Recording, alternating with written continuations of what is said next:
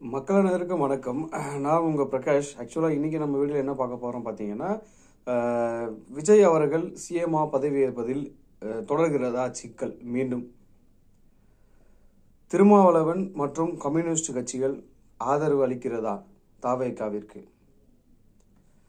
திமுக மற்றும் அதிமுக கூட்டணிகள் இணைந்து ஆட்சி அமைக்கிறதா? இது மூன்றை பற்றி தான் நம்ம இன்றைக்கி பார்க்க போகிறோம். ஆக்சுவலாக விஜய் அவர்கள் வந்துட்டு சிஎம்ஆ பதவியேற்கிறது வந்துட்டு இன்னைக்கு வந்து சொல்லியிருந்தாங்க. அஃபிஷியலாக சொல்லலை. ஆளுநர் வந்து நேற்று இரவு வரை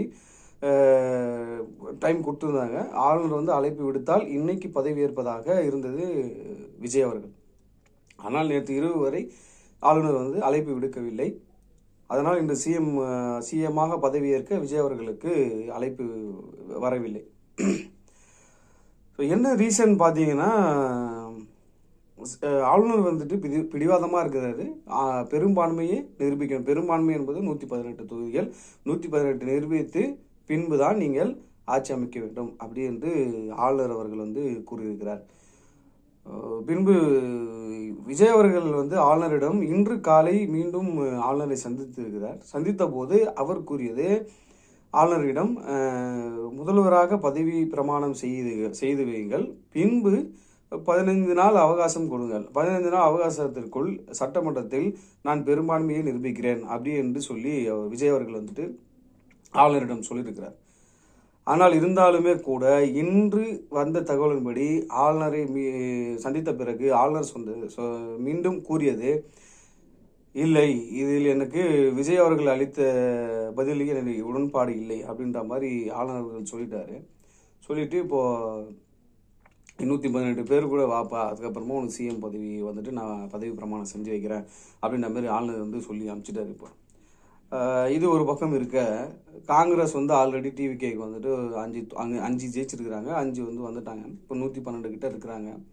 இன்னும் நமக்கு வந்து ஒரு 5-6 பேர் தேவை இருக்குது. 5-6 பேர் தேவைனால திருமாவளவன் அந்த கட்சி, திருமாவளவன் கட்சி ப்ளஸ் வந்துட்டு மார்க்சிஸ்ட் கம்யூனிஸ்ட் கட்சி இதோடைய ஆதரவுகளும் தேவை இருக்கிறது. ஸோ அது ரிகார்டிங்காக வந்துட்டு நாளைக்கு வந்து அவங்க ஒரு மீட்டிங் வைக்கிற மாதிரி இருக்குது. அந்த மீட்டிங்கில் கலந்து ஆலோசித்து அவர்கள் இங்கே வர மாதிரி பிளான் பண்ணியிருக்கிறாங்க. பிளான் பண்ணிட்டாங்கன்னா அவங்க வந்து சேர்ந்துட்டாங்கன்னா பெரும்பான்மையை நிரூபித்து சிஎம்மாக விஜய் வந்து ஆட்சி அமைப்பார். இதில் எந்த டவுட்டுமே கிடையாது. என்னை பொறுத்த வரைக்கும் 2 பேருமே வந்துடுவாங்க. ஸோ ஆதரவு அளித்துருவாங்க. சிஎம் அவர்கள் பதவி ஏற்றுருவார். ரொம்ப பரவலாக வந்த செய்தி பார்த்தீங்கன்னா, டிஎம்கேவும் ஏடிஎம்கேவும் ஒன்றா சேர்ந்துருவாங்களா, சேர்ந்துட்டு ஒரு ஆட்சி அமைக்க வாய்ப்பு இருக்குது அப்படின்ற மாதிரி. அதில் வந்துட்டு எந்த ஒரு டவுட்டுமே கிடையாது. 2 பேருமே கண்டிப்பாக சேர்ந்து ஒரு ஆட்சி அமைக்க மாட்டாங்க. ஏன் அப்படி சொல்கிறேன்னு பார்த்தீங்கன்னா, இப்போ ஸ்டாலின் அவருக்கு வந்துட்டு கொளத்தூரில் வந்துட்டு தோல்வி வந்தார். அதனால் அவரால் சட்டமன்றத்துக்கு போக முடியாது. இப்போ இவங்க 2 பேர் சேர்ந்துட்டாங்கன்னா இப்போ யார் வந்துட்டு முதல்வர் ஆவாங்க, யார் வந்து துணை முதல்வர் ஆவாங்க அப்படின்ற மாதிரி ஒரு டிசிஷன்லாம் வரும். ஸோ இன்றைக்கி காலையில் ஸ்டாலின் அவர்கள் வந்துட்டு ஒரு தெளிவான ஒரு வீடியோ ஒன்று கொடுத்துருந்தாரு. எங்களுக்கு வந்து எந்த ஆட்சேபனையுமே இல்லை, விஜய் அவர்கள் ஆட்சி அமைப்பதில்லை. 6 மாதம் அவகாலம், 6 மாதம் வந்துட்டு ஸ்டாலின் அவர்கள் கொடுத்துருக்காரு. 6 மாதத்துக்குள்ளே பார்ப்போம் அவங்களுடைய நடவடிக்கை எப்படின்னு பார்த்துட்டு ஆட்சி தொடரட்டும் அவங்க. அதனால் திமுக வந்து எந்த இடையூறு இருக்காது அப்படின்ற மாதிரி ஸ்டாலின் அவர்கள் தெரிவித்துறாரு. இது ஸ்டாலின் அவர்கள் வந்துட்டு ஒரு நன்றி ஆக்சுவலாக அந்த ஸ்டாலின் அவர்களுக்கு. ஸோ இது அவங்க 2 பேருடைய ஸ்டாண்ட். ஆக்சுவலாக எடப்பாடி பழனிசாமியும் இதில் வந்து உடன்பாடு கிடையாது, அவங்க வர மாதிரி இல்லை. அதே மாதிரி எடப்பாடி பழனிசாமி அவர்களே ஆதரவு வந்து இங்கே டிவிக்கு தர பார்த்தீங்கன்னா அதுவும் இல்லை. அதாவது கிளியராக சொல்லிட்டாரு, நாங்கள் ஆதரவு இல்லை அப்படின்னு சொல்லிட்டு கேபி முனுசாமி அவர்கள் இது வந்து ப்ரெஸ்ஸில் சொல்லியிருக்காரு.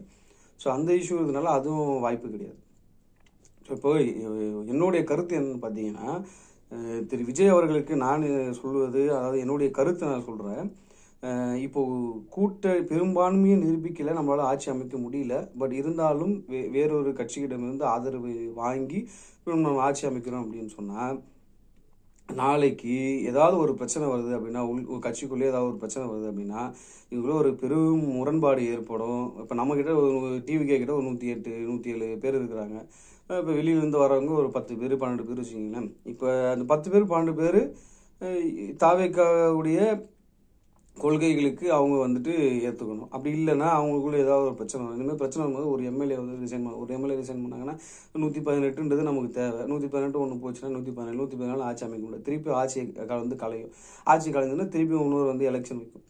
ஸோ இதனால் நான் என்ன சொல்கிறேன்னா, இந்த மாதிரி அதர் கூட்டணிஸ் வந்து நீங்கள் வாங்கி சரி ஆட்சி அமைக்கிறத விட நம்ம வந்து ஆல்ரெடி 108 வாங்கிட்டீங்க நீங்கள். இப்போ 107 வச்சுக்கிங்க, 107 வாங்கிட்டீங்க. ஸோ 107 இருக்கும்போது என்ன இப்போ உங்களுக்கு என்ன பயம், திருப்பி இன்னொரு ரீஎலெக்ஷன் வந்து பண்ணலாமே. பண்ணிங்கன்னா அதில் மாபெரும் சக்தியாக நீங்கள் வந்துடலாமே. இப்போ 108ன்றது கிட்டத்தட்ட அது வந்து 120 130 கூட கிடைக்க வாய்ப்பு இருக்குது. அந்த மாதிரி பெரும்பான்மை நிரூபித்து தனி கட்சியாக ஆட்சி தொடர்ந்தால் மட்டுமே நம்மளால் தொடர்ந்து அந்த அடுத்த 5 வருட காலங்களுக்கு ஆட்சி வந்து எந்த ஒரு பிரச்சனையும் இல்லாமல் போக முடியும். ஸ்டேபிளாக இருக்குது இந்த கவர்மெண்ட். இல்லை இதேமாரி பெரும்பான்மையை நிரூபிக்க முடியும். பெரும்பான்மை நிரூபித்ததாக வேற ஒரு கட்சியிலேருந்து நம்ம ஆளுங்களை எடுத்து நம்ம போட்டுறோம். இப்போ வேறு ஆதரவு வாங்கியிருக்கு. இப்போ ரன் பண்ணுறோம் வச்சுக்கோங்க அரசு. இதில் ஏதாவது ஒரு பிரச்சனை ஒரு ரிசைன் பண்ணுவான். இதில் வந்து உட்கட்சி மோதல் வரும். தேவையில்லாத ஒரு வேலையாக ஆகிடுவது. அதனால் என்னுடைய கருத்து என்னன்னு பார்த்தீங்கன்னா, விஜய் அவர்கள் பெரும்பான்மை நிரூபிக்காமல் இருப்பதே மேல். அடுத்த 6 மாதத்தில் இன்னொரு எலெக்ஷன் வந்து அதில் நம்ம பெரும்பான்மை நிரூபித்து தனியாக எந்த ஒரு கூட்டணியும் இல்லாமல் தனியாக ஆட்சி வந்தால் எல்லா நலத்திட்டங்களையும் பண்ண முடியும். விஜய் அவர்கள் நினைத்த மாதிரி தமிழ்நாடை வேறு எங்கேயோ நம்ம வந்து கொண்டு போக முடியும். ஓகே மக்களே, நன்றி. தேங்க்ஸ் ஃபார் வாட்சிங். ஆக்சுவலாக வீடியோ பார்க்குறவங்க இந்த கருத்து வந்துட்டு உங்களுடைய கருத்தை வந்து கமெண்ட்டில் சொல்லுங்கள்.